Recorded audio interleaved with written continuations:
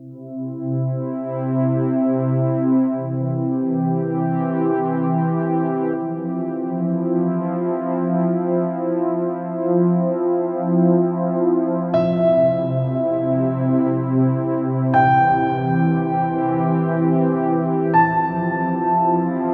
Diary of Thoughts, Part 25. Dependency and Addiction. Written by Carlos Pacheco, www.diaryofthoughts.com. This subject is very interesting as it is a common element of life in society. If we think carefully, every single form of life is dependent on something, starting by their instincts and reactions, starting by the fact of having to survive. As a matter of fact, we all are dependent on life. We are all dependent on our time, but we are also reliant on each other without having the consciousness. Dependency is a constant element and controversial at the same time. We depend on time starting by the time of our existence, but sometimes we just burn the time of our lives. Depending the way we are dealing with and understanding our dependency, our lives will become more or less dependent on our existential dependency or the multiple types of dependency that we are constantly creating for ourselves.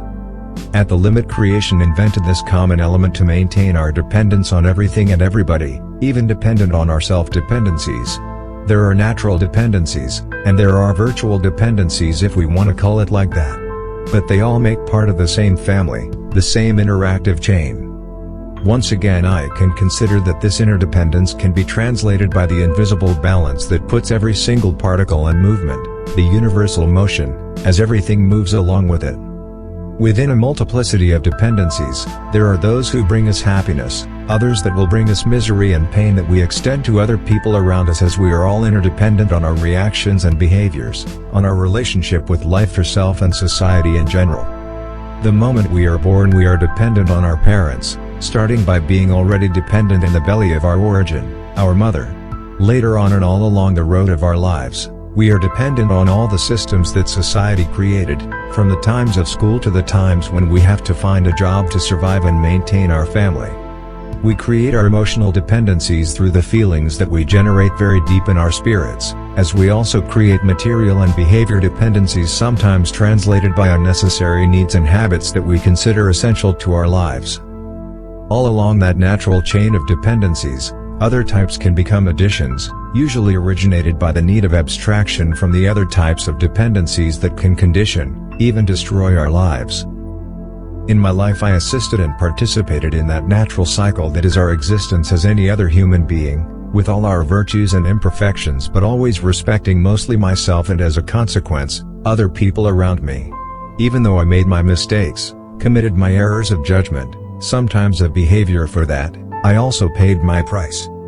As we know, there is a price to pay for everything, mostly for our negative or non-constructive actions and behaviors, but in most of the cases, they have origin on our self-created dependencies, our fears and ghosts, on the small demons that are living around us all, mostly within ourselves.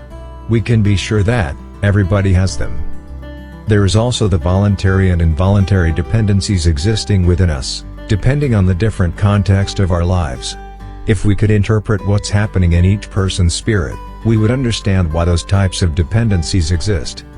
An involuntary dependency can be created by the means of technical evolution that plays with that type of dependency to generate profit, along with religion that creates a different kind of dependency based on spiritual values that normally aren't practiced, neither by their prophets, nor by their disciples.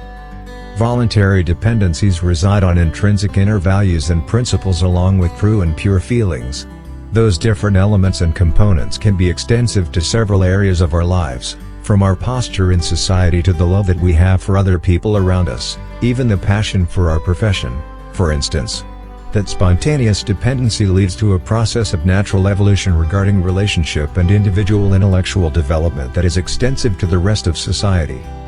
Artists normally have a voluntary dependency on something, either alcohol, drugs, or legalized medicine, to be able to reach a level of self-liberation that defines their soul, their sensitivity and perception, their creativity. After all, I honestly believe that famous artists like Salvador Dali, or Miles Davis and many others, were not sitting in their feet while they were able to reach the highest level of their creation.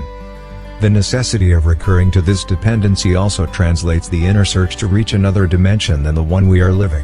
In the subconscious of most human beings, there is the notion of a different world, a different life, an escape from this tremendous reality that we are forced to endure. This inner need, along with all the problems that are implied in our existence, bring us to a point of total abstraction about ourselves and others, about the chain of controversial behaviors that are directly implicated in a situation of addiction and that frequently leads to self-destruction, depending on each person. An intrinsic dependency on our past also interferes on the present and the future of our lives, as our childhood could have been the target of numerous events and situations that forcibly leave us some scars that are not easy to forget and in overcoming. The Creator gave me the faculty to never get addicted to any substance, as my body rejects all exaggeration that I'm trying on imposing to it, even if I pass the limits of the reasonable, which was the case for several years. I called it a gift. On the other hand, I have to recognize that I have my personal addictions originated mostly by my spirit, since my life is mainly based on that inner individual dimension. Due to that fact, I always managed to do what I willed to do, depending on my state of mind, as I could spend 1 month in a row drinking a bottle of vodka or bourbon a day along with some liters of beer, but could always stop the moment I decided to. I believe that this is a gift, and at the same time it also defines the strength of character that in this case is far more predominant than any dependency and addiction. Unfortunately, most of the addicted doesn't react like that. Let's be clear that by saying this, I'm not saying I'm better or stronger than anybody else, but just examining my reactions and behaviors in a very objective way. Depending on each other's formation and education, all these dependencies that originate the different addictions can cause large damage to our lives, since a whole process of self-degradation regarding our dignity and pride will be unavoidable.